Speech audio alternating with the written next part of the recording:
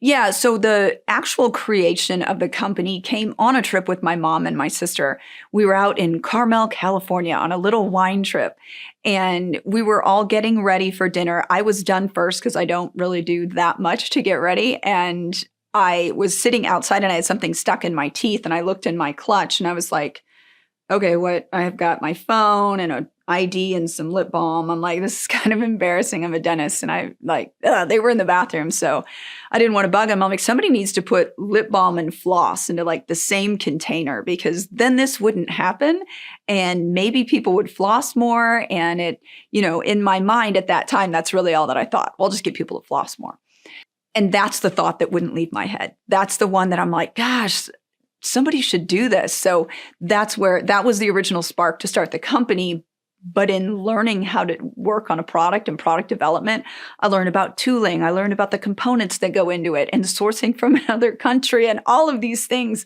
And that was just, I ended up pulling floss into my office, used it on my patients. They loved it. So then I started selling just floss, brought the lip balm and dental floss item that it eventually did get patented, brought it out when I was still up in Illinois in my dental practice. And that iteration of it was not producible on a mass scale. It was basically some friends of mine and I in a food safe kitchen pouring lip balm molds and snapping this floss together and labeling it ourselves and boxing it and getting it around to some local people in central Illinois.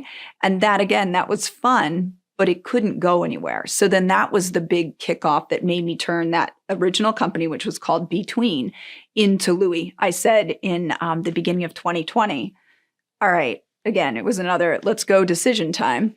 I had recently gone through a divorce and I was trying to watch my finances and, but I was like, if I'm going to do this, I need to make an investment in really trying to brand this, bring this design back to life. And so signed up to do that in the first month or two of 2020. So we all know how amazing that time was. And then by the time the product got developed, the brand Lewie was coming to creation.